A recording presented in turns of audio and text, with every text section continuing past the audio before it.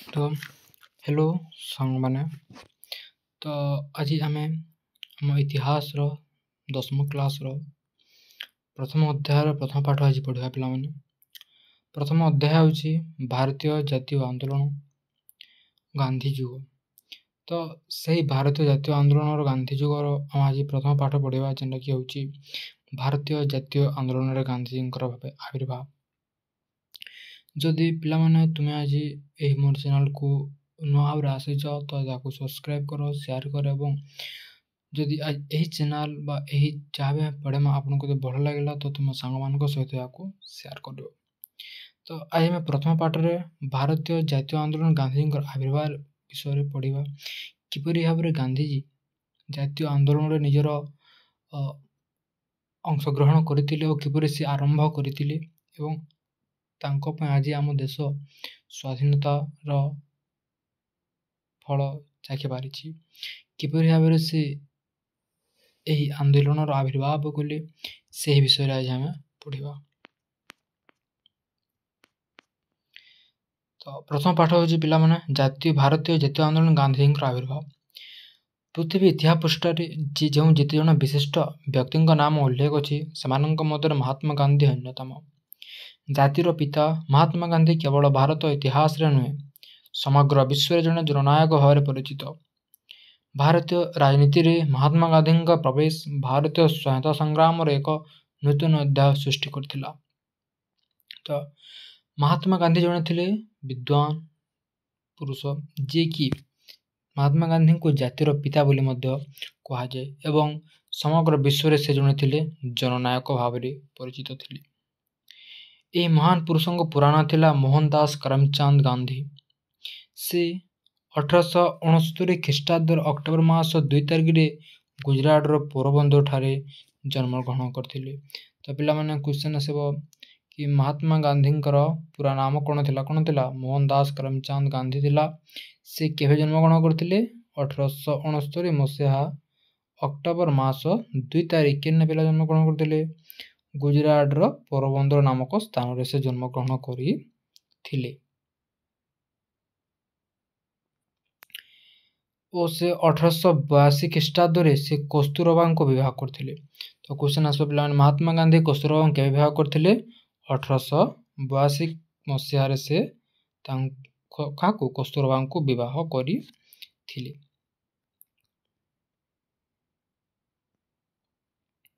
ତ କସ୍ତୁରବାଙ୍କୁ ସମସ୍ତେ ବା ଶ୍ରଦ୍ଧାରେ ତାଙ୍କୁ ବା ବୋଲି ସମ୍ବୋଧନ କରୁଥିଲେ। ହେଲା, କସ୍ତୁରବାଙ୍କୁ କ'ଣ ସେମାନେ ସମ୍ବୋଧନ କରୁଥିଲେ? ବା ବୋଲି ତାଙ୍କୁ ସମ୍ବୋଧନ କରୁଥିଲେ। ହେଲା, 1888 ଅକ୍ଟୋବର ମାସରେ ଗାନ୍ଧୀଜୀ ବାରିଷ୍ଟରୀ ପାଠ ପଢ଼ିବା ପାଇଁ ଇଂଲଣ୍ଡ ଯାତ୍ରା କରିଥିଲେ। ତ କ୍ୱେଶ୍ଚନ୍ ପିଲାମାନେ ଆସିବ କି କେଉଁ ମସିହାରେ ଗାନ୍ଧୀଜୀ ବାରିଷ୍ଟରୀ ପାଠ ପଢ଼ିବା ପାଇଁ ଇଂଲଣ୍ଡ ଯାତ୍ରା କରିଥିଲେ? କେବେ? 1888 ମସିହାରେ ସେ ଇଂଲଣ୍ଡ ଯାତ୍ରା କରିଥିଲେ ଏବଂ 1891 ଜୁନ୍ ମାସରେ ସେ ଆଇନ ଶିକ୍ଷା ସମାପ୍ତି ପରେ ବାରିଷ୍ଟରୀ ଭାବରେ ରାଜକୋଟ ଓ ବମ୍ବେରେ ସେ ଆଇନ ବ୍ୟବସାୟ ଆରମ୍ଭ କରିଥିଲେ।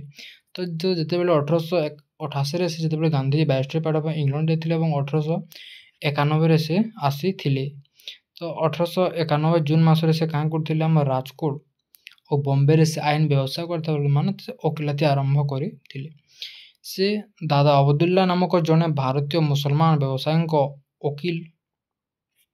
ଓକିଲ ରୂପେ ଏକ ମୋକଦ୍ଦମା ଲଢ଼ିବା ପାଇଁ ସେ ଦକ୍ଷିଣ ଆଫ୍ରିକା ନାଟାଲ ନାମକ ସ୍ଥାନକୁ ଯାଇଥିଲେ। ତ ଗାନ୍ଧୀଜୀ ଯେତେବେଳେ ତାଙ୍କର ଓକିଲାତି ଡିଗ୍ରୀ ପାଇସାରିଲେ ସେ କାଁ କଲେ? ଦାଦା ଅବଦୁଲ୍ଲା ବୋଲି ଜଣେ ମୁସଲମାନ ବ୍ୟବସାୟୀ ଥିଲା। ହେଲା, ଦାଦା ଅବଦୁଲ୍ଲା ବୋଲି ଜଣେ ମୁସଲମାନ ବ୍ୟବସାୟୀ ଥିଲା। ଭାରତୀୟ ମୁସଲମାନ ବ୍ୟବସାୟୀଙ୍କ ଓକିଲ ହେଲା ଗୋଟେ ମୋକଦ୍ଦମା ଲଢ଼ିବା ପାଇଁ ସେ ଦକ୍ଷିଣ ଆଫ୍ରିକାର କେନ୍ ଜାଗାକୁ ଯାଇଥିଲେ? ନାଟାଲ ନାମକ ସ୍ଥାନକୁ ସେ ଯାଇଥିଲେ। କେନ୍ ଜାଗାକୁ ଯାଇଥିଲେ? ନାଟାଲ ନାମକ ସ୍ଥାନକୁ ସେ ଯାଇଥିଲେ। ଶ୍ଵେତାଙ୍ଗ ଇଂରେଜମାନଙ୍କର ବର୍ଣ୍ଣବୈଷମ୍ୟ ନୀତି ଯୋଗୁଁ କୃଷ୍ଣାଙ୍ଗ ଆଫ୍ରିକୀୟ ସହ ଦକ୍ଷିଣ ଆଫ୍ରିକାରେ କାମ କରୁଥିବା ଭାରତୀୟମାନେ ବିଭିନ୍ନ ଅତ୍ୟାଚାରର ସମ୍ମୁଖୀନ ହେଉଥିଲେ। ହେଲା, ଶ୍ଵେତାଙ୍ଗ ଇଂରେଜମାନଙ୍କ ବର୍ଣ୍ଣବୈଷମ୍ୟ ନୀତି ଯୋଗୁଁ। ତ ଶ୍ଵେତାଙ୍ଗ ମାନେ କି ଇଂରେଜମାନେ ଯେନ୍ ବର୍ଣ୍ଣବୈଷମ୍ୟ ନୀତି କରୁଥିଲେ, କଳା ଗୋରାର ଭେଦଭାବ କରୁଥିଲେ, ସେଥିଯୋଗୁଁ କୃଷ୍ଣାଙ୍ଗ ଆଫ୍ରିକୀୟ ସହ ଦକ୍ଷିଣ ଆଫ୍ରିକାରେ କାମ କରୁଥିବା ଭାରତୀୟମାନେ ବିଭିନ୍ନ ଅତ୍ୟାଚାରର ସମ୍ମୁଖୀନ ହେଉଥିଲେ। କୃଷ୍ଣାଙ୍ଗ ବୋଲେ ଯେମାନେ ଟିକେ କଳା ଥିବେ, ଆଫ୍ରିକାର ଲୋକମାନଙ୍କ ସହିତ କଳା ଅଂଶ ସେମାନେ କାଁ କରୁଥିଲେ ଏବଂ ଭାରତୀୟମାନଙ୍କୁ ମଧ୍ୟ ସେ ଅତ୍ୟାଚାର କରାଯାଉଥିଲା। ସେଠାରେ ଭାରତୀୟମାନଙ୍କର ଭୋଟ ଦାନ ଅଧିକାର ନଥିଲା। ସେମାନଙ୍କୁ ସେମାନଙ୍କ ନାମ ପଞ୍ଜୀକରଣ କରି ନିର୍ବାଚନ କର ଦେବାକୁ ପଡ଼ୁଥିଲା। ତ ଯେନ୍ ଦକ୍ଷିଣ ଆଫ୍ରିକାରେ ଯେନ୍ ଭୋଟ ହେଉଥିଲା ବା ଯେଉଁ ନିର୍ବାଚନ ହେଉଥିଲା ସେନେ କିଏ ପାର୍ଟିସିପେଟ୍ କରିନଥିଲେ, ସେଇ ଜାଗାରେ ଆମ ଭାରତୀୟମାନେ ପାର୍ଟିସିପେଟ୍ କରିପାରୁନଥିଲେ। ଯଦି ସେମାନେ କରିବେ ସେ ନିର୍ବାଚନରେ ତାଙ୍କୁ କର ଦେବାକୁ ପଡ଼ୁଥିଲା, ମାନେ ଟ୍ୟାକ୍ସ ଦେଇକି ସେମାନେ ପାର୍ଟିସିପେଟ୍ କରିବେ। ସେମାନଙ୍କ ବସତି ସ୍ଥାପନ ପାଇଁ ଜନାଜୀର୍ଣ୍ଣ ଅସ୍ୱାସ୍ଥ୍ୟକର ପରିବେଶରେ ସ୍ଥାନ ଉଦ୍ଦିଷ୍ଟ କରାଯାଇଥିଲା। ସେମାନେ ରାତି 9ଟା ପରେ ଘରୁ ବାହାରକୁ ଯାଇପାରୁନଥିଲେ ଓ ଜନସାଧାରଣଙ୍କ ପାଦ ଚଲା ରାସ୍ତା ବ୍ୟବହାର କରିପାରୁନଥିଲେ। ତ ଯେ ଆମ ଭାରତୀୟମାନେ ଥିଲେ ସେମାନଙ୍କୁ କାଁ କରାଯାଉଥିଲା, ରାତି 9ଟା ପରେ, କେତେ ପରେ 9ଟା ପରେ ସେମାନଙ୍କୁ ବାହାରକୁ ଛଡ଼ା ଯାଉନଥିଲା ଏବଂ ଯେଉଁ ଜାଗାରେ ସେଇ ଶ୍ଵେତାଙ୍ଗ ଇଂରେଜମାନେ ଯାଉଥିଲେ ତ ସେହି ରାସ୍ତାରେ ସେମାନଙ୍କୁ ଯିବା ପାଇଁ ମନା କରାଯାଇଥିଲା। ସେମାନେ ରେଳଗାଡ଼ିରେ ପ୍ରଥମ ବା ଦ୍ୱିତୀୟ ଶ୍ରେଣୀ କୋଠରୀରେ ଯାତ୍ରା କରିପାରିନଥିଲେ। କେଉଁମାନେ? ଭାରତୀୟମାନେ ରେଳଗାଡ଼ିର ପ୍ରଥମ ଦ୍ୱିତୀୟ ଶ୍ରେଣୀରେ ସେମାନେ ଯାତ୍ରା କରିପାରୁନଥିଲେ। ସେଠାରେ ବାସ କରୁଥିବା ଭାରତୀୟ ବ୍ୟବସାୟୀ, ବଣିକ, ଜାହାଜ ମାଲିକ, ଶ୍ରମିକଙ୍କୁ ଶ୍ଵେତାଙ୍ଗମାନେ କୁଲି ବୋଲି ସମ୍ବୋଧନ କରୁଥିଲେ। ତ ଯେତେ ଭାରତୀୟମାନେ ସେନେ ଥିଲେ, ଯେତେ ବ୍ୟବସାୟ କରୁଥିଲେ ସେମାନଙ୍କୁ କାଁ ବୋଲି ସମ୍ବୋଧନ କରୁଥିଲେ? ଇଂରେଜମାନେ ସେମାନଙ୍କୁ କୁଲି ବୋଲି ସେନେ ସମ୍ବୋଧନ କରାଯାଉଥିଲା। ଗାନ୍ଧିଜୀଙ୍କୁ କଚେରୀ ଭିତରେ ପଗଡ଼ି କାଢ଼ି ଦେବାକୁ କୁହାଯାଉଥିଲା। ଥରେ ସେ ରାତି 9ଟାରେ ପାଦଚଲା ରାସ୍ତାରେ ଚାଲୁଥିବାରୁ ପୋଲିସ ଆକ୍ରମଣର ଶିକାର ହୋଇଥିଲେ। ଥରେ କାହିଁ ଯେ ଗାନ୍ଧୀ ରାତିରେ ସାଉଥ ଆଫ୍ରିକା ଯାଇଥିଲେ ଏବଂ ସେନେ ରାତିରେ ସେ ପାଦଚଲା ରାସ୍ତାରେ ଚାଲୁଥିଲେ, ତ ସେତେବେଳେ ପୁଲିସ ତାଙ୍କୁ ଆକ୍ରମଣର ଶିକାର ହୋଇଥିଲେ। ସମସ୍ତ ହୋଟେଲ ତାଙ୍କୁ ରହିବାକୁ କୋଠରୀ ଦେବା ପାଇଁ ମନା କରିଦେଇଥିଲେ। ଦିନେ ସେ ରେଳଗାଡ଼ିର ପ୍ରଥମ ଶ୍ରେଣୀ କୋଠରୀରେ ଯାତ୍ରା କରୁଥିବା ସମୟରେ ତାଙ୍କର ଜଣେ ଶ୍ଵେତାଙ୍ଗ ସହଯାତ୍ରୀଙ୍କ ଅଭିଯୋଗ କ୍ରମେ ଗୋଟିଏ ଷ୍ଟେସନରେ ରେଳଗାଡ଼ିର ଗାର୍ଡ ଓ ପୋଲିସଙ୍କ ଦ୍ୱାରା ତାଙ୍କୁ ଜିନିଷପତ୍ର ସହ ଉକ୍ତ ରେଳ କୋଠରୀକୁ ଠେଲି ବାହାର କରାଯାଇଥିଲା। ତ ଏଇନା ଯେତେବେଳେ ଗାନ୍ଧିଜୀ କାଁ କରୁଥିଲେ, ଗୋଟେ ରେଳଗାଡ଼ିର ପ୍ରଥମ ଶ୍ରେଣୀରେ ସେ ଯାତ୍ରା କରୁଥିବା ସମୟରେ ଗୋଟେ ଶ୍ଵେତାଙ୍ଗ ଯାତ୍ରୀ, ମାନେ ଗୋଟେ ବ୍ରିଟିଶରଟେ ଥିଲା, ଯିଏକି ମହାତ୍ମା ଗାନ୍ଧୀକୁ ଦେଖିଲା ଏବଂ ଯେହେତୁ ଗାନ୍ଧୀଜୀଙ୍କର ସ୍କିନ୍ ବେଶୀ ଗୋରା ନଥାଏ, ସେ ଆମ ଭାରତୀୟ ଥିବାରୁ ତାଙ୍କୁ କାଣ କରାଗଲା, ସେମାନଙ୍କୁ ପ୍ରଥମ ଶ୍ରେଣୀର ଯେନ୍ ରେଲୱେ ଷ୍ଟେସନର ପ୍ରଥମ ଶ୍ରେଣୀର ଡବା ଥିଲା, ପ୍ରଥମ ଶ୍ରେଣୀରୁ କାଢ଼ି ତାଙ୍କୁ ବାହାରକୁ କଢ଼ାଯାଇଥିଲା। ଶ୍ଵେତାଙ୍ଗମାନଙ୍କ ବ୍ୟବହାରରେ ଗାନ୍ଧିଜୀଙ୍କର ମନ ବିଦ୍ରୋହ ହୋଇଥିଲା। ଯେତେବେଳେ ଶ୍ଵେତାଙ୍ଗମାନେ ଏହିପରି ଦୁର୍ବ୍ୟବହାର କଲେ, ଅତ୍ୟାଚାର କଲେ, ତ ଗାନ୍ଧିଜୀଙ୍କ ମନରେ ବିଦ୍ରୋହ ସୃଷ୍ଟି ହୋଇଥିଲା। ସେଠାରେ ଭାରତୀୟମାନଙ୍କ ମଧ୍ୟରେ ରାଜନୈତିକ ସଚେତନତା ଜାଗୃତ କରିବା ପାଇଁ ଗାନ୍ଧିଜୀ 1894 ମସିହାରେ ନାଟାଲ ଭାରତୀୟ କଂଗ୍ରେସ ଗଠନ କରିଥିଲେ। ତ ଗାନ୍ଧିଜୀ ନାଟାଲ ଭାରତୀୟ କଂଗ୍ରେସ କେବେ ଅନୁଷ୍ଠାନ ଆରମ୍ଭ କରିଥିଲେ? 1894 ମସିହାରେ ହେଲା। 1894 ମସିହାରେ ଗାନ୍ଧିଜୀ ନାଟାଲ ଭାରତୀୟ କଂଗ୍ରେସ ନାମକ ଏକ ରାଜନୈତିକ ଅନୁଷ୍ଠାନ ଗଠନ କରିଥିଲେ। କାହିଁ ଲାଗି? ଆମର ଲୋକମାନଙ୍କ ମଧ୍ୟ ଗୋଟେ ରାଜନୈତିକ ସଚେତନତା ସୃଷ୍ଟି କରିବା ଲାଗି ଏବଂ ଶ୍ଵେତାଙ୍ଗମାନଙ୍କ ଅତ୍ୟାଚାର ସମ୍ବନ୍ଧରେ ଜନସାଧାରଣଙ୍କୁ ଅବଗତ କରାଇବା ପାଇଁ ଇଣ୍ଡିଆନ୍ ଓପିନିଅନ ନାମକ ଏକ ସମ୍ବାଦ ପତ୍ରିକା ପ୍ରକାଶ କରିଥିଲେ। ତ ଇଂରେଜମାନେ ଯେନ୍ ଅତ୍ୟାଚାର କରୁଥିଲେ ସେମାନଙ୍କ ବିରୁଦ୍ଧରେ କେନ୍ଥିରେ ସେ ଲେଖିଥିଲେ? ଗୋଟେ ଇଣ୍ଡିଆନ୍ ଓପିନିଅନ ବୋଲି ଗୋଟେ ସମ୍ବାଦ ପତ୍ରିକା ଥିଲା ହେଲା। ସେହି ସମ୍ବାଦ ପତ୍ରିକାରେ ସେ ଇଂରେଜମାନଙ୍କ ଅତ୍ୟାଚାର ସମ୍ବନ୍ଧରେ ସେ ସବୁ ଜିନିଷ ଲେଖୁଥିଲେ। ଇଂରେଜମାନଙ୍କ ବିରୁଦ୍ଧରେ ସଂଗ୍ରାମ କରିବା ନିମନ୍ତେ ଗାନ୍ଧିଜୀ ନେତୃତ୍ୱ ନେଲେ।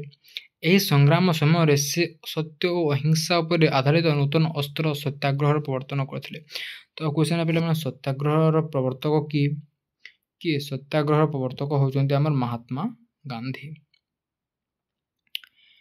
1906 ଖ୍ରୀଷ୍ଟାବ୍ଦରେ ଯେତେବେଳେ ଦକ୍ଷିଣ ଆଫ୍ରିକାର ସରକାର ଏକ ଆଇନ ପ୍ରଣୟନ କରି ପ୍ରତ୍ୟେକ ଭାରତୀୟକୁ ନିଜର ଆଙ୍ଗୁଳି ଛାପ ଥିବା ପଞ୍ଜୀକୃତ ପ୍ରମାଣପତ୍ରକୁ ସବୁ ସମୟ ନିଜ ସହିତ ବହନ କରିବା ବାଧ୍ୟତାମୂଳକ କଲେ, ଗାନ୍ଧିଜୀ ଉକ୍ତ ଆଇନ ବିରୋଧରେ ଆନ୍ଦୋଳନ କଲେ ଏବଂ ଏହି ଆନ୍ଦୋଳନରେ ପ୍ରଥମ ସତ୍ୟାଗ୍ରହ ଅସ୍ତ୍ର ପ୍ରୟୋଗ କରିଥିଲେ। ତ 1906 ମସିହାରେ କାଁ ହେଇଥିଲା କି, ଯେତେବେଳେ ଦକ୍ଷିଣ ଆଫ୍ରିକାର ସରକାର ଗୋଟେ ନୂଆ ନୀତି ନିୟମ ବାହାର କଲେ, ଯେଉଁଥିରେ କି ସେ କହିଲେ ଯେତେ ଭାରତୀୟମାନେ ଥିଲେ ସମସ୍ତଙ୍କୁ ଗୋଟେ ପଞ୍ଜୀକୃତ ପ୍ରମାଣପତ୍ର ଏବଂ ସେଥିରେ ତାଙ୍କ ଟିପ ଚିହ୍ନ ରହିବ ବୋଲି ସେ କହିଥିଲେ। ତ ଯେତେବେଳେ ଗାନ୍ଧିଜୀ ଏହିସବୁ କଥା ଜାଣିପାରିଲେ ଏବଂ ସେ କହିଲେ, ଆରେ ତ ଏଇଟା ଏନ୍ତା କାମ କରୁଛ ତ ମୁଇଁ ତୁମର ବିରୁଦ୍ଧରେ ଆନ୍ଦୋଳନ କରିବି ବୋଲି କହିଥିଲେ ଏବଂ ସେହି ଆନ୍ଦୋଳନରେ ଗାନ୍ଧୀଜୀ ପ୍ରଥମଥର ସତ୍ୟାଗ୍ରହ ଅସ୍ତ୍ର ପ୍ରୟୋଗ କରିଥିଲେ। 1906 ସେପ୍ଟେମ୍ବର ମାସ 11ରେ ଜୋହାନ୍ସବର୍ଗର ଏମ୍ପାୟାର ଥିଏଟରଠାରେ ଅନୁଷ୍ଠିତ ଏକ ସାଧାରଣ ସଭାରେ ଉପସ୍ଥିତ ଭାରତୀୟମାନେ ଏହି କଳା ଆଇନକୁ ଅମାନ୍ୟ କରିବା ପାଇଁ ଦୃଢ଼ ସଂକଳ୍ପ ନେଲେ। ତ କାହିଁକି 1906 ମସିହା ସେପ୍ଟେମ୍ବର 11 ହେଲା ଗୋଟେ ଜାଗା ଥିଲା ଦକ୍ଷିଣ ଆଫ୍ରିକା ସହ ଥିଲା ଜୋହାନ୍ସବର୍ଗର ଏମ୍ପାୟାର ଗୋଟେ ଥିଏଟରରେ ଥିଲା ଯେନେକି ଭାରତୀୟମାନେ ଥିଲେ ସେମାନେ ସେ ସଂକଳ୍ପ ନେଲେ ନା ଏହି ପ୍ରକାର ଅତ୍ୟାଚାରକୁ ଆମେ ବିରୋଧ କରୁ ବୋଲି ସେମାନେ କହିଲେ। ସରକାର ଅନେକ ଆନ୍ଦୋଳନକାରୀଙ୍କୁ ବନ୍ଦୀ କଲେ। ଗାନ୍ଧୀଜୀଙ୍କୁ ଜୋହାନ୍ସବର୍ଗ କାରାଗାରରେ ବନ୍ଦୀ କରି ରଖାଗଲା। ଏହି ଅହିଂସା ଆନ୍ଦୋଳନ ବିରୋଧରେ ସରକାରଙ୍କ ଦମନମୂଳକ ନୀତି ଅଧିକ ସଂଖ୍ୟକ ଭାରତୀୟମାନଙ୍କୁ ଆଇନ ଅମାନ୍ୟ କରିବା ପାଇଁ ପ୍ରରୋଚିତ କଲା। ତ ଯେତେବେଳେ ଗାନ୍ଧୀଜୀଙ୍କୁ ଜୋହାନ୍ସବର୍ଗର କାରାଗାରରେ ବନ୍ଦୀ କରାଗଲା, ଯେତେବେଳେ ଭାରତୀୟମାନେ ସେସବୁ ଜାଣିପାରିଲେ ତ ତାଙ୍କ ମନରେ ବିଦ୍ରୋହର ଛାୟା ଆହୁରି ବଢ଼ିଲା ଏବଂ ସେମାନେ ଆଇନ ଅମାନ୍ୟ କରିବା ପାଇଁ ପ୍ରରୋଚିତ ହେଲେ। ଗାନ୍ଧୀଜୀଙ୍କ ସତ୍ୟାଗ୍ରହ ନୀତି ସଫଳ ହେଲା। ଇତିମଧ୍ୟରେ ସରକାରଙ୍କ ଦ୍ୱାରା ଭାରତୀୟମାନଙ୍କର ଉଦ୍ଦେଶ୍ୟରେ ପ୍ରଣୀତ ଦେଶାନ୍ତର ଗମନ ନିଷେଧ ଆଇନ ବିରୋଧରେ ଅନେକ ଭାରତୀୟ 1908 ଅଗଷ୍ଟ ନାଟାଲ ସୀମା ପାର ହୋଇ ଟ୍ରାନ୍ସଭାଲ ଗମନ କଲେ ଏବଂ ଗିରଫ ହେଲେ। ତ ଇନା ଯେତେବେଳେ ଗାନ୍ଧୀଜୀଙ୍କୁ ଆରେଷ୍ଟ କରାଗଲା ତ 1908 ମସିହାରେ କାଁ କରାଗଲା ଅଗଷ୍ଟ ମାସରେ ନାଟାଲ ସୀମା ପାର ହୋଇ କେନ୍ ଯାଏ ଗଲେ ପିଲାମାନେ ଆମର ଟ୍ରାନ୍ସଭାଲକେ ଇଣ୍ଡିଆ ମାନେ ଗଲେ। ତ ସେ ଟ୍ରାନ୍ସଭାଲକେ ଯେତେବେଳେ ଗଲେ 1908 ମସିହା ଅଗଷ୍ଟ ମାସରେ କେନୁ ଆମର ନାଟାଲ ସୀମା ପାର ହୋଇ କେନି ଗଲେ ଟ୍ରାନ୍ସଭାଲ ନେଇକି ଗଲେ ଏବଂ ସେନେ ସେ ଗିରଫ ହେଇଥିଲେ। ସେହି ବର୍ଷ ଅକ୍ଟୋବରରେ ଗାନ୍ଧୀଜୀଙ୍କୁ ମଧ୍ୟ ବନ୍ଦୀ କରାଗଲା।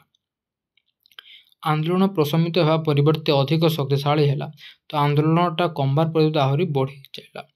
1913 ମସିହା ମାର୍ଚ୍ଚ 14 ତାରିଖ ଦକ୍ଷିଣ ଆଫ୍ରିକାର ଉଚ୍ଚତମ ନ୍ୟାୟାଳୟର ଏକ ନିଷ୍ପତ୍ତି କ୍ରମେ ଖ୍ରୀଷ୍ଟିଆନ ରୀତି ଅନୁସାରେ ସମ୍ପାଦିତ ହୋଇନଥିବା ଓ ପଞ୍ଜୀକରଣ ହୋଇନଥିବା ଭାରତୀୟମାନଙ୍କର ବିବାହ ସ୍ୱୀକୃତି ପ୍ରତ୍ୟାହାର କରାଗଲା। ତ ଏଇନା କାଁ କରାଗଲା 1913 ମସିହା ମାର୍ଚ୍ଚ 14 ତାରିଖରେ ହେଲା ଦକ୍ଷିଣ ଆଫ୍ରିକାର ଗୋଟେ ଉଚ୍ଚତମ ନ୍ୟାୟାଳୟର ସେ ନିଷ୍ପତ୍ତି ନେଲେ କି ନା ଯେତେ ବି ଖ୍ରୀଷ୍ଟିଆନ ଅଛନ୍ ଯେତେ ବି ତାଙ୍କ ପଞ୍ଜୀକରଣ ନା ହେଇ ସେମାନେ ଭାରତୀୟମାନଙ୍କର ବିବାହ ସ୍ୱୀକୃତିକୁ ସେମାନେ ପ୍ରତ୍ୟାହାର କରିବା ମନା କରିଥିଲେ। ଏହି ବିରୋଧରେ ସଂଗଠିତ ଆନ୍ଦୋଳନ ଦକ୍ଷିଣ ଆଫ୍ରିକାରେ ଗାନ୍ଧୀଜୀଙ୍କର ନେତୃତ୍ୱାଧୀନ ଶେଷ ଆନ୍ଦୋଳନ ଥିଲା। ତ ଏହି ଯେ ଆନ୍ଦୋଳନ କରି ଏହି ଯେ ବିବାହ ସ୍ୱୀକୃତିର ଏଇଟା ଥିଲା ଆମର ଗାନ୍ଧୀଜୀଙ୍କର ଦକ୍ଷିଣ ଆଫ୍ରିକାରେ ଶେଷ ଆନ୍ଦୋଳନ ଥିଲା। ଗାନ୍ଧୀଜୀଙ୍କ ନୂତନ ସଂଗ୍ରାମ ନିକଟରେ ଇଂରେଜ ସରକାର ହାର ମାନିଲେ ଏବଂ କେତେକ ଅପମାନଜନକ ଆଇନ ପ୍ରତ୍ୟାହାର କରିବାକୁ ବାଧ୍ୟ ହେଲେ। ସେ ସମୟରେ ଦକ୍ଷିଣ ଆଫ୍ରିକାର ଶାସନ ମୁଖ୍ୟ ଥିଲେ କି ଜେନେରାଲ ସ୍ମଟସ୍ ହେଲା। ତ ଯେତେବେଳେ ଏହିସବୁ ଜିନିଷ ଦକ୍ଷିଣ ଆଫ୍ରିକାରେ ହେଉଥିଲା ତ ସେହି ସମୟରେ ଦକ୍ଷିଣ ଆଫ୍ରିକାର ଜେନେରାଲ କିଏ ଥିଲା ଜେନେରାଲ ସ୍ମଟସ୍ ଥିଲା ବା ସେ ସମୟରେ ଶାସନ ମୁଖ୍ୟ ଥିଲା ଜେନେରାଲ ସ୍ମଟସ୍ ଥିଲା। 1915 ଜାନୁଆରୀ 9 ତାରିଖରେ ଗାନ୍ଧୀଜୀ ଭାରତକୁ ଫେରିଲେ। ତ ସେ ଦକ୍ଷିଣ ଆଫ୍ରିକାରୁ ଭାରତକୁ କେବେ ଫେରିଲେ 1915 ଜାନୁଆରୀ 9 ତାରିଖରେ ଗାନ୍ଧୀଜୀ ଭାରତକୁ ଫେରିଲେ। ତ ଏହି 9 ତାରିଖକୁ କୁହାଯାଏ ପ୍ରବାସୀ ଦିବସ ବୋଲି କୁହାଯାଏ। କ'ଣ କୁହାଯାଏ ନା ପ୍ରବାସୀ ଦିବସ ନା ଏଟାକୁ ପ୍ରବାସୀ ଦିବସ ବୋଲି ମଧ୍ୟ କୁହାଯାଏ। କାହାକୁ 1915 ଜାନୁଆରୀ 9 ତାରିଖକୁ ପ୍ରବାସୀ ଦିବସ ବୋଲି ପାଳନ କରାଯାଏ। କାହିଁ ଲାଗି ଏହି ଦିନ ଗାନ୍ଧୀ ସାଉଥ ଆଫ୍ରିକାରୁ ଭାରତକୁ ଆସିଥିଲେ। ଗାନ୍ଧୀଜୀ ଗୋପାଳ କୃଷ୍ଣ ଗୋଖଲେଙ୍କୁ ତାଙ୍କର ରାଜନୈତିକ ଗୁରୁ ଭାବେ ଗ୍ରହଣ କରିଥିଲେ। ତ କ୍ୱେଶ୍ଚନ ଭାବିଲା ଗାନ୍ଧୀଜୀଙ୍କର ରାଜନୈତିକ ଗୁରୁ କିଏ ଥିଲେ? ରାଜନୈତିକ ଗୁରୁ ଥିଲେ ଗୋପାଳ କୃଷ୍ଣ ଗୋଖଲେ ବୋଲି ତାଙ୍କୁ କୁହାଯାଉଥିଲା। ଗାନ୍ଧୀଜୀଙ୍କ ରାଜନୈତିକ ଗୁରୁ ଥିଲେ ଆମର କିଏ ଗୋପାଳ କୃଷ୍ଣ ଗୋଖଲେ। ଗୋଖଲେଙ୍କ ଉପଦେଶ ଅନୁଯାୟୀ ଗାନ୍ଧୀଜୀ 1 ବର୍ଷ କାଳ ରାଜନୀତିରୁ ଦୂରେଇ ରହିଥିଲେ ଓ ସେହି ସମୟ ମଧ୍ୟରେ ଭାରତର ବିଭିନ୍ନ ସ୍ଥାନ ଭ୍ରମଣ କରି ଲୋକମାନଙ୍କ ରାଜନୈତିକ ମନୋଭାବ ଲକ୍ଷ୍ୟ କରିଥିଲେ। ଦକ୍ଷିଣ ଆଫ୍ରିକାରେ ତାଙ୍କର ମହାନ ନୀତି ଯୋଗୁଁ ବିଶ୍ୱକବି ରବୀନ୍ଦ୍ରନାଥ ଟାଗୋର ତାଙ୍କୁ ମହାତ୍ମା ଆଖ୍ୟା ଦେଇଥିଲେ। ମୋହନଦାସ କରମଚାନ୍ଦ ଗାନ୍ଧୀ ଥିଲେ ତାଙ୍କୁ ମହାତ୍ମା ବୋଲି କିଏ କହିଥିଲେ? ରବୀନ୍ଦ୍ରନାଥ ଠାକୁର ହେଲା। ରବୀନ୍ଦ୍ରନାଥ ଠାକୁର ତାଙ୍କୁ ମହାତ୍ମାର ଆଖ୍ୟା ପ୍ରଦାନ କରିଥିଲେ। କାହିଁକି ଲାଗି ସେ ଦକ୍ଷିଣ ଆଫ୍ରିକାର ତାଙ୍କର ଯେଉଁ ସବୁ ନୀତି ଥିଲା ଯେଉଁ ଆନ୍ଦୋଳନ କରିଥିଲେ ଭାରତୀୟମାନଙ୍କ ପାଇଁ ତ ସେଥି ଲାଗି ସେ ରବୀନ୍ଦ୍ରନାଥ ଠାକୁର କାହାକୁ ଗାନ୍ଧିଜୀଙ୍କୁ ମହାତ୍ମାର ଆଖ୍ୟା ସେ ଦେଇଥିଲେ। 1916 ଖ୍ରୀଷ୍ଟାବ୍ଦରେ ଅହମ୍ମଦାବାଦ ନିକଟରେ ସାବରମତୀ ନଦୀ କୂଳରେ ଏକ ଆଶ୍ରମ ପ୍ରତିଷ୍ଠା କରି ସେ ଦେଶବାସୀଙ୍କୁ ସତ୍ୟ, ଅହିଂସା, ନିଷ୍ଠା ଓ ନିର୍ଭୀକତାର ପଥ ପ୍ରଦାନ କରିଥିଲେ। ତ କ୍ୱେଶ୍ଚନ୍ ପିଲା ଆମେ ସାବରମତୀ ଆଶ୍ରମ କେଉଁଠି ଅଛି? ଅହମ୍ମଦାବାଦରେ ଅଛି। ସାବରମତୀ ହେଲା ଆଶ୍ରମ କେବେ କେଉଁ ମସିହାରେ ହେଇଥିଲା? 1916 ମସିହାରେ ହେଇଥିଲା। ତ ଗାନ୍ଧିଜୀ କହୁଥିଲେ କି ନା ସତ୍ୟାଗ୍ରହର ଅର୍ଥ ଭୀରୁତା ନୁହେଁ, ଡର ନୁହେଁ। ସତ୍ୟାଗ୍ରହର ହେଉଛି ସତ୍ୟ ପ୍ରତି ଆଗ୍ରହ ଓ ଏକ ଶାନ୍ତିପୂର୍ଣ୍ଣ ଆନ୍ଦୋଳନ। ତ ଗାନ୍ଧିଜୀ କହୁଥିଲେ ନା ସତ୍ୟାଗ୍ରହର ମନ୍ତ୍ର ଡରବାରଟା ନୁହେଁ, ତା ସତ୍ୟାଗ୍ରହର ଅର୍ଥ ହେଉଛି ସତ୍ୟ ପ୍ରତି ଆଗ୍ରହ ହେଲା, ଯେନ ସତ୍ୟ ଥିବା ତା ପ୍ରତି ଆମେ ଆଗ୍ରହର ସହିତ କାମ କରା ବୋଲି ସେ କହୁଥିଲେ। 1917ରେ ଇଂରେଜ ଉପନିବେଶ ଗୁଡ଼ିକ ପାଇଁ ଭାରତୀୟମାନଙ୍କ ନିଯୁକ୍ତିକୁ ବନ୍ଦ ନକଲେ ସରକାରଙ୍କ ବିରୋଧରେ ସତ୍ୟାଗ୍ରହ ଆରମ୍ଭ କରିବା ପାଇଁ ଧମକ ଦେଇ ଗାନ୍ଧିଜୀ ଏହି ନିଯୁକ୍ତିକୁ ବନ୍ଦ କରିବାରେ ସଫଳ ହୋଇଥିଲେ। ପ୍ରାରମ୍ଭିକ ସ୍ତରରେ ଭାରତରେ ତାଙ୍କ ଦ୍ୱାରା ସଂଗଠିତ କେତେକ ଆନ୍ଦୋଳନର ସଫଳତା ତାଙ୍କର ପ୍ରସିଦ୍ଧ ଆଣିଥିଲା। ତାପରେ ତ ଏହା ଥିଲା ଏତେ ଯେତେବେଳେ ଆମର ସାବରମତୀ ଆଶ୍ରମ ହେଇଥିଲା 1916 ମସିହାରେ ହେଲା ଅହମ୍ମଦାବାଦରେ। ତାପରେ ହେଇଥିଲା ଚମ୍ପାରଣ ଆନ୍ଦୋଳନ। ତ ତାଙ୍କ କେତେ ଜାଗାରେ ସେ କାଁ କରିଥିଲେ, ବହୁତ ଗୁଡ଼ିଏ ଆନ୍ଦୋଳନ କରିଥିଲେ। ଫାର୍ଷ୍ଟ ଥିଲା ତାଙ୍କ ଚମ୍ପାରଣ ଆନ୍ଦୋଳନ। ଚମ୍ପାରଣ ଆନ୍ଦୋଳନ ଗାନ୍ଧିଜୀଙ୍କ ଦ୍ୱାରା ପ୍ରଥମ ସଂଗଠିତ ଆନ୍ଦୋଳନ ଥିଲା ଚମ୍ପାରଣ ଆନ୍ଦୋଳନ। ତ ଏହି ଚମ୍ପାରଣ ଆନ୍ଦୋଳନ ବିହାର ଚମ୍ପାରଣ ଜିଲ୍ଲାରେ ହେଲା। ଏ ଚମ୍ପାରଣ ଆନ୍ଦୋଳନ କେଣା ହେଇଥିଲା ପିଲାମାନେ? ବିହାରର ଚମ୍ପାରଣ ଜିଲ୍ଲାରେ ଚାଷୀମାନଙ୍କ ଜମିର 20 ଭାଗରୁ 3 ଭାଗ ଅଞ୍ଚଳରେ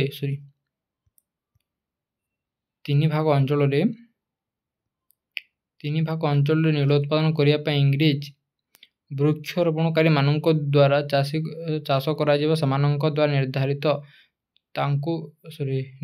ଦରରେ ତାଙ୍କୁ ବିକ୍ରୟ କରିବାକୁ ପଡୁଥିଲା। ତ ଏହାକୁ କୁହାଯାଏ 3 କାଠା ବ୍ୟବସ୍ଥା କୁହାଯାଉଥିଲା। ତ କାଁ କରାହେଇଛି ପିଲାମାନେ କି ଆମର ଯେନ୍ ବିହାରର ଗୋଟେ ଚମ୍ପାରଣ ଜିଲ୍ଲା ଯେନ୍ ଥିଲା ସେନା ଚାଷୀମାନଙ୍କର ଜମିର 20 ଭାଗରୁ କେତେ 3 ଭାଗ ପର୍ଯ୍ୟନ୍ତ ସେନା କୁହାଯାଇଥିଲା କି ନୀଳ ଚାଷ କରବାର୍ ଲାଗି ସେନା କୁହାଯାଇଥିଲା ଏବଂ ତାଙ୍କୁ ନିର୍ଦ୍ଧାରିତ ଦରରେ ତାଙ୍କୁ ବିକ୍ରୟ କରିବାକୁ ପଡୁଥିଲା ଏବଂ ତାହାକୁ 3 କାଠିଆ ବ୍ୟବସ୍ଥା ବୋଲି କୁହାଯାଉଥିଲା। ପରବର୍ତ୍ତୀ ସମୟରେ ନୀଳର ଚାହିଦା ହ୍ରାସ ପାଇବାରୁ ଚାଷୀମାନଙ୍କୁ ନୀଳ ଚାଷ ବାଧ୍ୟତାମୂଳକ ନ କରିବା ପାଇଁ ଜମିର ଭଡ଼ା ବୃଦ୍ଧି କରାଗଲା ଓ ଅନେକ ବେଆଇନ ଟ୍ୟାକ୍ସ ଆଦାୟ କରାଗଲା। ତ ଯେତେବେଳେ ଆମ ନୀଳ ଚାଷର ଚାହିଦା ହ୍ରାସ ପାଇଲା, ତା ବେଶୀ ଡିମାଣ୍ଡ ନାହିଁ ହେଲା, ତ କାଁ କରାଗଲା ଚାଷୀମାନଙ୍କୁ ବାଧ୍ୟ କରାଗଲା, ସେ ବାଧ୍ୟମୂଳକ ନ କରିବା, ଚାଷ କଲେ କର ନା କର ବୋଲି କୁହାଗଲା। କିନ୍ତୁ ସେନେ ଅନ୍ୟ ପ୍ରକାର ସେ ବେଆଇନ ଟିକସ ବା ଟ୍ୟାକ୍ସ ଯାକ ସେମାନେ ଆଦାୟ କଲେ।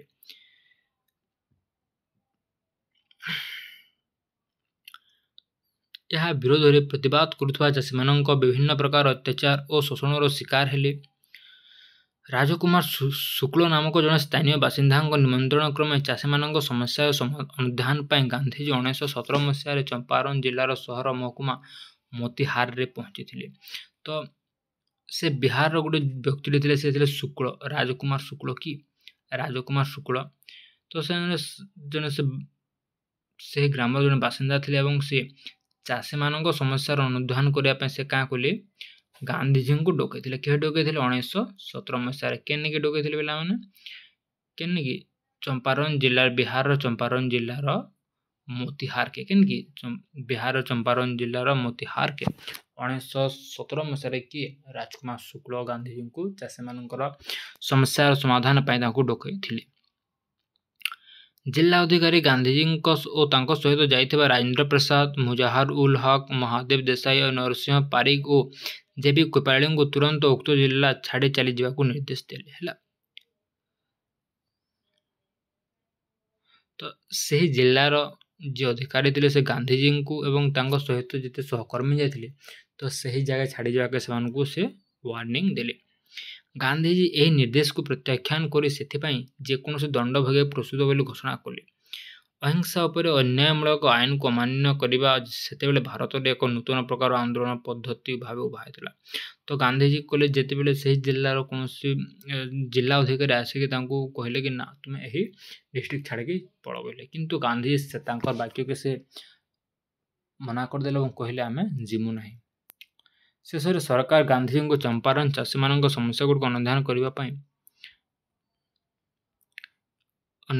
ଅନୁମତି ଦେଲେ ଏବଂ ଏହି ବିଷୟରେ ସରକାରଙ୍କ ଦ୍ୱାରା ଗଠିତ କମିଟିରେ ଗାନ୍ଧୀଜୀଙ୍କ ସଦସ୍ୟ ତ ପରିଶେଷରେ ସରକାର ମଧ୍ୟ ହତାଶ ହେଇକରି ହେଲା ଗାନ୍ଧୀଜୀଙ୍କୁ କହିଲେ କି ନା ତୁମେ ତଦାରଖ କରିପାରିବ ବୋଲି କହିଲେ ଏବଂ ସେ ସରକାର ଗୋଟେ କମିଟି ଗଠାଇଲେ ଏବଂ ସେହି କମିଟିରେ ମହାତ୍ମା ଗାନ୍ଧୀ ମଧ୍ୟ ଗୋଟେ ସଦସ୍ୟ ଭାବରେ କାମ କରୁଥିଲେ। ଗାନ୍ଧୀଜୀ ନିଜେ ଅନୁସନ୍ଧାନ କରି ଚାଷୀମାନଙ୍କୁ ଇଂରେଜ ମାଲିକଙ୍କ ଶୋଷଣରୁ ରକ୍ଷା କରିବା ନିମନ୍ତେ ଆନ୍ଦୋଳନ କରି ସଫଳ ହେଲେ। ତ ସେଇ ଯେନ୍ ବିହାର ଚମ୍ପାରନ୍ ଜିଲ୍ଲାରେ ଏନ୍ତା ସବୁ ବ୍ରିଟିଶର ମାନେ ଇଂରେଜ ମାନେ ଯେତେ ଆମ ଡୋମିନେସନ୍ କରୁଥିଲେ ଅତ୍ୟାଚାର କରୁଥିଲେ ତ ଶେଷରେ ଗାନ୍ଧୀ ସମସ୍ତଙ୍କୁ ରକ୍ଷା କରିଥିଲେ। 3 କାଠିଆ ବ୍ୟବସ୍ଥା ଉଚ୍ଛେଦ ହେଲା ଏବଂ ଇଂରେଜ ମାଲିକଙ୍କ ଦ୍ୱାରା ବେଆଇନ ଭାବେ ଆଦାୟ କରାଯାଇଥିବା ଅର୍ଥର 25% ଚାଷୀମାନଙ୍କୁ ଫେରାଇ ଦିଆଗଲା। ତ ଶେଷରେ ଯେନ୍ 3 କାଠିଆ ବ୍ୟବସ୍ଥା ଯେନ୍ ଥିଲା ତାହାକୁ ଉଚ୍ଛେଦ କରାଗଲା ଏବଂ ସେନୁ 25% କାଁ କଲା ଚାଷୀମାନଙ୍କୁ ସେନୁ ଫେରସ୍ତ କରାଗଲା। 1 ବର୍ଷ ମଧ୍ୟରେ ଇଂରେଜ ବୃକ୍ଷରୋପଣକାରୀମାନଙ୍କ ସେହି ଅଞ୍ଚଳରେ ଛାଡ଼ି ଚାଲିଗଲେ। ତ ଯେତେବେଳେ ବୃକ୍ଷରୋପଣକାରୀମାନେ ଥିଲେ ଏବଂ ଇଂରେଜମାନେ ଥିଲେ ତ ସେମାନେ ଚାଲିଗଲେ ସେ ଅଞ୍ଚଳରେ। ତ ଚମ୍ପାରନ୍ ଆନ୍ଦୋଳନ ଗାନ୍ଧୀଙ୍କ ନେତୃତ୍ୱରେ ଭାରତର ପ୍ରଥମ ସଫଳ ଅହିଂସା ଆନ୍ଦୋଳନ ଥିଲା। ତ ଗାନ୍ଧୀଜୀଙ୍କ ଦ୍ୱାରା ଭାରତର ପ୍ରଥମ ଅହିଂସା ଆନ୍ଦୋଳନ କାଣା ଥିଲା? ଥିଲା ଚମ୍ପାରନ୍ ଆନ୍ଦୋଳନ ଥିଲା। କେନ ଚମ୍ପାରନ୍ ଆନ୍ଦୋଳନ ଥିଲା ହେଲା। ତାପରେ ଖେଡ଼ା ଆନ୍ଦୋଳନ କେବେ ଥିଲା? ଯେତେବେଳେ 1918 ମସିହାରେ ଦୁର୍ଭିକ୍ଷ ଯୋଗୁଁ ଗୁଜରାଟ ସ୍ଥିତ ଖେଡ଼ା ଜିଲ୍ଲାରେ ଶସ୍ୟ ଉତ୍ପାଦନ ବାଧାପ୍ରାପ୍ତ ହେଲା। ଖେଡ଼ା ଆନ୍ଦୋଳନ ମାନେ କି ଷ୍ଟାର୍ଟ ହେଇଥିଲା 1918 ମସିହା ଯେତେବେଳେ କି ଦୁର୍ଭିକ୍ଷ ହେଲା ଗୁଜରାଟ ଗୋଟେ ଖେଡ଼ା ବୋଲି ଜାଗାଟା ଅଛି ସେଇ ଜାଗାରେ ସେଇଟା ଆରମ୍ଭ ହେଇଥିଲା ଯାହାଦ୍ୱାରା କି ଶସ୍ୟ ଉତ୍ପାଦନରେ ସମସ୍ୟା ହେଇଥିଲା। ତତ୍କାଳୀନ ରାଜସ୍ୱ ବିଭାଗର ଏକ ନିୟମ ଅନୁଯାୟୀ ଜମିର ସ୍ୱାଭାବିକ ଉତ୍ପାଦନ ପରିମାଣର 1/4ରୁ କମ୍ ପରିମାଣର ଶସ୍ୟ ଉତ୍ପାଦନ ହେଲେ ଚାଷୀମାନଙ୍କ ରାଜସ୍ୱ ଦେୟ ପରିମାଣ କୋହଳ କରାଯିବାର ବ୍ୟବସ୍ଥା ଥିଲା। ତ ସେନେ କୁହାଯାଇଥିଲା ଗୋଟେ ନିୟମ ଥିଲା କି ନା ଯଦି କୌଣସି ବର୍ଷ ଯଦି 1/4 କମ୍ ଯଦି 4 ଭାଗରୁ ଯଦି କମ୍ ଚାଷ କରାଗଲା ବା ଉତ୍ପାଦନ ହେଲା ତ ସେହି ବର୍ଷରେ କାଣା ହେବା ଚାଷୀମାନଙ୍କୁ ଆମର କେନ୍ ଦିଆଯିବ ଆମର ତାଙ୍କ ରାଜସ୍ୱ ଦେୟର ପରିମାଣ କୋହଳ କରାଯିବାର ବ୍ୟବସ୍ଥା ଥିଲା। ଖେଡ଼ା ଚାଷୀମାନଙ୍କୁ ଇଂରେଜ କର୍ମଚାରୀମାନେ ସମ୍ପୂର୍ଣ୍ଣ ରାଜସ୍ୱ ଭରଣ କରିବାକୁ ବାଧ୍ୟ କରିବାକୁ ଗାନ୍ଧୀଜୀ ଏହା ବିରୋଧ କରି ସତ୍ୟାଗ୍ରହ କରିବାକୁ ଚାଷୀମାନଙ୍କୁ ସଂଗଠିତ କଲେ। ତ କିନ୍ତୁ ସେଠାରେ ଯେ ରାଜା ଥିଲା କି ନା ତୁମେ ସବୁ କର ଦେବ ହେଲା ଚାଷ ହେଉ କି ନ ହେଉ ବୋଲି କହିଲେ। ତ ଏହାଦ୍ୱାରା ଗାନ୍ଧୀଜୀ ଉଗ୍ର ହେଲେ ଏବଂ ସେ କହିଲେ ଏବଂ ସ୍ଥାନୀୟ ଲୋକମାନଙ୍କୁ ଏକଜୁଟ କଲେ ଏବଂ ରାଜସ୍ୱ ବା ସେହି ରାଜାର ଏଗେନଷ୍ଟରେ ବା ବିରୁଦ୍ଧରେ ଇଂରେଜ କର୍ମଚାରୀମାନଙ୍କ ବିରୁଦ୍ଧରେ ସେ ସତ୍ୟାଗ୍ରହ କରିବା ପାଇଁ ଧମକ ଦେଲେ। ଚାଷୀମାନଙ୍କ ଖୟଣ ଦେୟକୁ ପ୍ରତ୍ୟାଖ୍ୟାନ କଲେ ଏବଂ ଏଥିପାଇଁ ଯେକୌଣସି ପରିମାଣ ଭୋଗ କରିବାକୁ ପ୍ରସ୍ତୁତ ହେଲେ। ଶେଷରେ ଇଂରେଜ ସରକାର ବାଧ୍ୟତାମୂଳକ ରାଜସ୍ୱ ଆଦାୟରୁ ନିବୃତ୍ତ ହେଲେ। ଏକ ଗୁପ୍ତ ନିର୍ଦ୍ଦେଶନାମା ଜାରି କରି କେବଳ ସାମର୍ଥ୍ୟ ଥିବା ଚାଷୀମାନଙ୍କଠାରୁ ଏହାର ଆଦାୟ କରାଗଲା। ତ ଗୋଟେ ସିକ୍ରେଟଲି କାଁ କଲେ ହେଲା ସିକ୍ରେଟଲି ତ ସେମାନେ ଗୋଟେ ନୋଟିସ୍ ପଠାଇଲେ ନା ଯେମାନଙ୍କ ପାଖେ ଧନ ସମ୍ପତ୍ତି ହୁଏ ସେମାନଙ୍କ ନୁହେଁ ଖାଲି କର ନିଆଯାଉ ବୋଲି ସେ କହିଲେ। ଏହି ଆନ୍ଦୋଳନରେ ଇନ୍ଦୁଲାଲ ଜାଗିଂ ଗାନ୍ଧୀଙ୍କର ଜଣେ ଯେତେବେଳେ ଆମର ଖେଡ଼ା ଆନ୍ଦୋଳନ ହେଲା ଯେତେବେଳେ ଖେଡ଼ା ଆନ୍ଦୋଳନ ସେତେବେଳେ ଗାନ୍ଧୀଙ୍କର ଗୋଟେ କାଣା ଥିଲା ଗୋଟେ ଆନ୍ଦୋଳନର ଗୋଟେ ଇନ୍ଦୁଲାଲ ଜାଗିଂ ହେଲା ଇନ୍ଦୁଲାଲ ଜାଗିଂ ଗାନ୍ଧୀଙ୍କ ଜଣେ ମୁଖ୍ୟ ସହଯୋଗୀ ଖେଡ଼ା ଆନ୍ଦୋଳନର ହେଲା ଗାନ୍ଧୀଙ୍କର ମୁଖ୍ୟ ସହଯୋଗୀ କିଏ ଥିଲା? ଇନ୍ଦୁଲାଲ ଜାଗିଂ ବୋଲି ଗୋଟେ ବ୍ୟକ୍ତିଟେ ଥିଲା। ଆନ୍ଦୋଳନର ସଫଳତାର ଗଭୀର ଭାବେ ପ୍ରଭାବିତ ହୋଇ ଖେଡ଼ା ଜିଲ୍ଲାର ଅଧିବାସୀ ତଥା ଅହମ୍ମଦାବାଦର ଆଇନଜୀବୀ ସର୍ଦ୍ଦାର ବଲ୍ଲଭଭାଇ ପଟେଲ ଗାନ୍ଧୀଙ୍କ ଜଣେ ପ୍ରଧାନ ଅନୁଗାମୀ ହେଲେ। ତ ଆନ୍ଦୋଳନର ଯେତେବେଳେ ଖେଡ଼ା ଆନ୍ଦୋଳନ ସଫଳତା ହେଲା ସେହି ଖେଡ଼ା ଜିଲ୍ଲାର ଜଣେ ରହୁଥିଲେ ସେଟା ଖେଡ଼ା ଜିଲ୍ଲାର ଅଧିବାସୀ ତଥା ଅହମ୍ମଦାବାଦର ଆଇନଜୀବୀ ସର୍ଦ୍ଦାର ବଲ୍ଲଭଭାଇ ପଟେଲ କାଣା ହେଇଥିଲେ ଗାନ୍ଧୀଙ୍କ ଜଣେ ପ୍ରଧାନ ଅନୁଗାମୀ ହେଲେ। ତ ଯେତେବେଳେ ଦେଖିଲେ କି ନା ଖେଡ଼ା ଆନ୍ଦୋଳନ ସତ୍ୟାଗ୍ରହ ହେଲା ଇଂରେଜ ବିରୁଦ୍ଧରେ ଏହା ସଫଳତା ହେଲା ଯେତେବେଳେ ଜାଣିପାରିଲେ ସର୍ଦ୍ଦାର ବଲ୍ଲଭଭାଇ ପଟେଲ ଯେ ଜଣେ ଆଇନଜୀବୀ ଥିଲେ ଏବଂ ତାପରେ ସେ ଗାନ୍ଧୀଙ୍କ ଜଣେ ଅନୁଗାମୀ ହେବାରେ ସେ ଅନୁଗାମୀ ହୋଇଥିଲେ। ତ ଆଜି ଲାଗି ପିଲାମାନେ ଏତିକି। ତ ଆମେ ପରବର୍ତ୍ତୀ କ୍ଲାସରେ ଅହମ୍ମଦାବାଦ ଲୁହା କାରଖାନା ବିଷୟରେ ପଢ଼ିବା, ରାଉଲାଦାନି ବିଷୟରେ ପଢ଼ିବା, କ'ଣ ପାଇଁ ହେଇଥିଲା ଏବଂ କ'ଣ ତାର କାରଣ ଗୁଡ଼ିକ ଥିଲା। ତା ସହିତ ଆମେ ଜାଲିଆନାୱାଲା ବାଗର ହତ୍ୟାକାଣ୍ଡ ବିଷୟରେ ପଢ଼ିବା ହେଲା। ତାପରେ ଆମ ପ୍ରଥମ ଅଧ୍ୟାୟର ପରିସମାପ୍ତି ଘଟିବ। ତ ମୁଁ ଆଶା କରୁଛି ପିଲାମାନେ ଏହି ମୋ ପ୍ରଥମ କ୍ଲାସ୍ ହିଷ୍ଟ୍ରିର 10ମ କ୍ଲାସ୍ର ତ ଆପଣମାନଙ୍କୁ ଭଲ ଲାଗିଥିବ। ଯଦି ଭଲ ଲାଗିଥିବ ଚ୍ୟାନେଲକୁ ସବସ୍କ୍ରାଇବ୍ କରନ୍ତୁ, ନୋଟିଫିକେସନ୍କୁ ଅନ୍ କରନ୍ତୁ ଏବଂ ନିଜର ସାଙ୍ଗମାନଙ୍କ ସହିତ ଏହାକୁ ସେୟାର କରନ୍ତୁ। ଯାହାଦ୍ୱାରା କ'ଣ ହେବ ତୁମ ସାଙ୍ଗମାନଙ୍କର ବି ମଧ୍ୟ ଭଲ ହେବ। ଧନ୍ୟବାଦ।